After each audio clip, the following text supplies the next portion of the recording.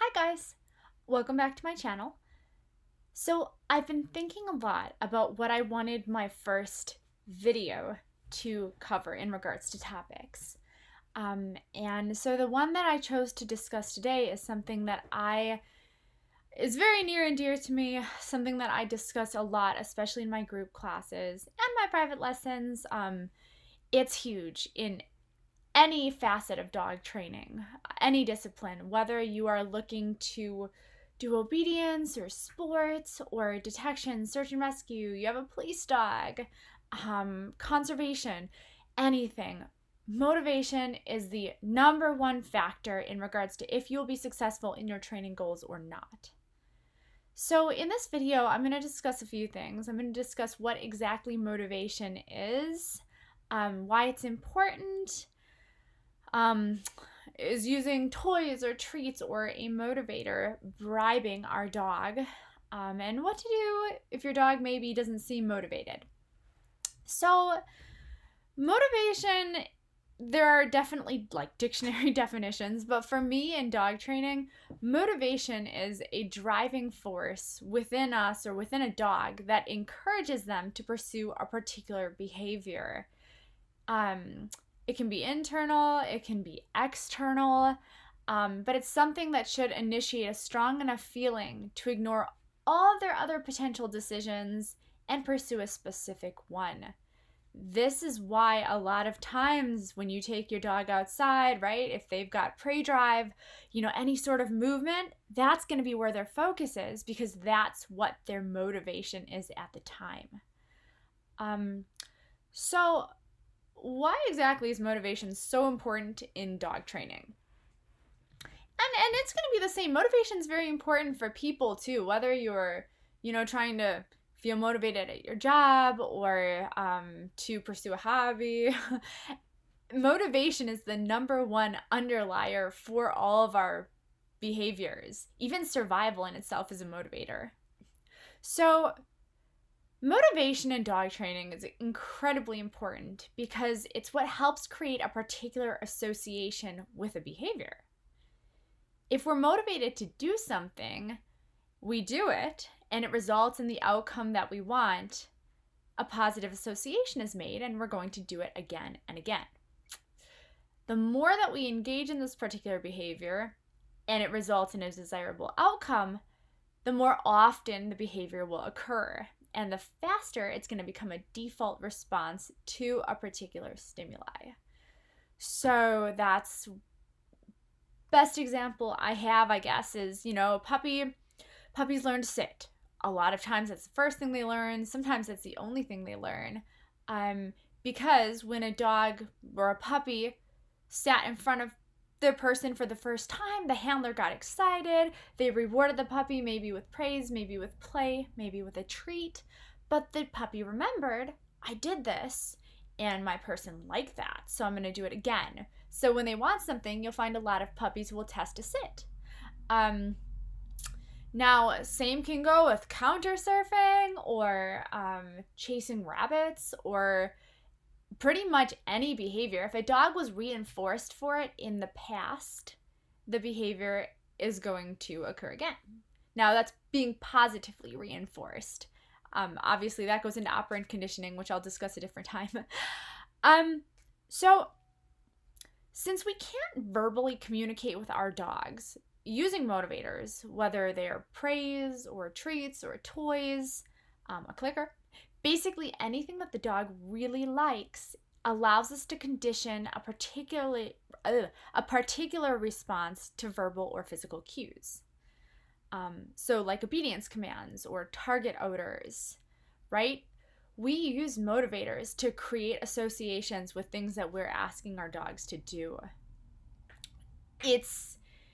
Dogs can't naturally understand English. Humans are extremely verbal creatures, but dogs are very nonverbal, and that's how they communicate.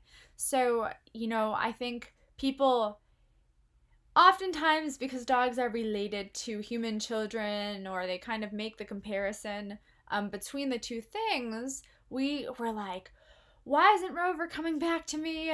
I'm recalling, Rover's ignoring me. A lot of times Rover doesn't naturally know what the word come or here means. We have to create that association. Motivators are what allow us to create the association and communicate our desired response to a dog. So when I think about motivation, I like to look at it like a scale, right? You've got what we want our dog to do on one side, and we've got something else on the other side that the dog maybe would rather do instead. Our motivator, whatever we're using, is going to increase the weight of our desired outcome. So whatever you are using has to be a stronger motivator than the alternative responses or the alternative decisions, whatever else is around you. Even like other dogs is a big thing that a lot of people struggle with. Their dogs get really excited to see other dogs or to see kids or new people. And they're not a high motivator maybe in themselves, so they have to turn themselves into one. The more opportunities that you give yourself to create a positive association with a cue using something that the dog actually wants, the more the cue will initiate feelings of reward all on their own.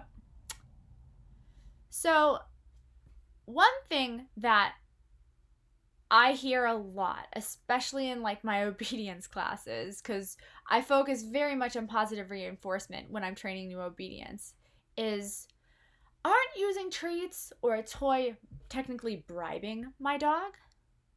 So, my answer to this is always a resounding no. You are not bribing your dog by using motivators. When we ask our dogs to do a cue or do a behavior for us, we're technically asking them to work for us. Would you go to work if you didn't get paid? Probably not. So the same thing goes with your dog. Dogs are still animals. They're their own being. We see movies about Lassie and all these incredible movies about dogs who just kind of, it's almost like they're telepathic to their handler's bidding, but dogs aren't naturally like that, right? It takes a lot of work to get a dog to that point. But they've got a mind of their own. You have to remember that, right? So we have to make them want to work for us. So using motivators helps us make our dogs happy to do that and happy to engage with us. They help condition dogs to respond eagerly to our cues or the jobs we're asking them to do. So motivators also allow us to communicate our desires to an animal who otherwise would never naturally understand what we want them to do. Just because, like I mentioned before, we speak two very different languages. So motivators are pretty much our only form of communication we have with our dogs. Dogs are innately very good at reading things like human body language, but when you're trying to teach them to do something they wouldn't naturally do or respond a certain way to a verbal cue or a word, the motivator is what's going to allow you to do that effectively. So eventually we can systematically work off of our motivators, right? You do not have to treat forever for a sit or a down or a recall. Once the dog understands what you want them to do, understands what you're asking and what the word means, then we can change our rate of reinforcement a little bit. We can change when we reward and start mixing that up. But it has to be done systematically in order to create the best response. So personally, although like my dogs are a little not older, but I've got one that's 4, one that's turning 8, and one that is just about to turn 3. And although they're trained and they know what I'm asking them to do, I still choose to occasionally give them a treat, or I definitely always praise or play with them. But I still use motivators once in a while just to keep them encouraged to do what I'm asking. So what about when your dog isn't motivated? What about when they don't seem to like anything? What do you do? So some dogs, depending on their breed, are incredibly environmentally motivated. Many times, these dogs are members of a certain breed or a breed group who was bred to be that way for working purposes. This can make it very difficult to motivate a dog using traditional methods or using methods that are easier for us to control. So, when I'm working with a dog who doesn't respond well to food or toys, I just keep trying new things until I find something that works. Some things to think about. Maybe your treat isn't high value enough. Maybe it's not high value enough for the particular situation that you're in. Perhaps your dog isn't actually hungry while they're training. If you're using a toy that the dog maybe plays with at the house but sees all the time, it's not going to be as valuable as a novel toy that the dog only gets once in a while. Environments also make a massive difference, and they can be a huge motivator in themselves. Think about when you take your dog out to go for a walk, and there's so many different sights and smells and other dogs and people who want to come pet your dog. All those things are motivators.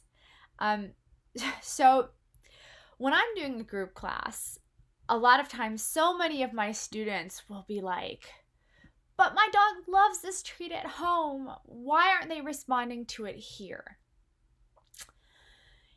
If the environmental motivator factor has increased, chances are that you'll also have to increase your motivator's value as well. And that oftentimes means using something really good like chicken, or some people use hot dogs or cheese, whatever, something that smells stronger. I worked with a husky once a long time ago who was super environmentally motivated.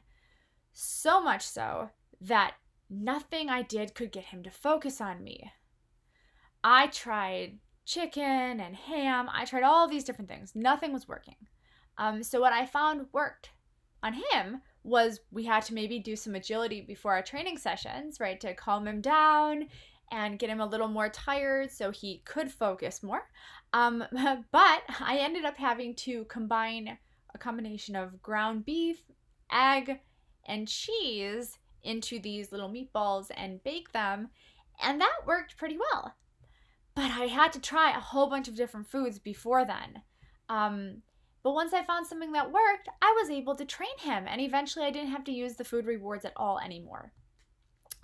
Another story in regards to toy motivation is once I worked with a poodle a long time ago as well, where I was having a very similar issue. He would not focus on me at all, no matter what I did. So I was outside feeling very frustrated one day, and I had a winter hat on. And the winter hat had tassels on it. And I took the hat off. I was sitting there with the dog, like, oh, what do I do? And I ended up finding out, mostly by luck, that he loved the hat. He loved the tassels on the hat. So I ended up using that hat to train all the service dog tasks that I needed to train, and it worked effectively, and eventually I did not need to use it anymore. So last thing I want to mention in this video is please remember that your dog's breed is incredibly important regarding how they will respond to certain motivators. When you're trying to think of how to motivate your dog, I like to think about, what was this dog bred to do? Think about this when you're trying to motivate them. Innate drives are real, and you can use this to your advantage. Do you have a herding dog? Maybe make movement a motivator, right? Maybe you have to get a little more playful to get them to focus on you, to get their attention. Do you have a hound? Perhaps employ their nose in your motivation technique. Bird dog? Maybe you need a toy with a sound, right? A squeaky tennis ball, something that does move, something that's a little more exciting, but has that additional oomph to kind of pull their attention off of everything around them. When you're feeling lost, sometimes you just have to think outside the box.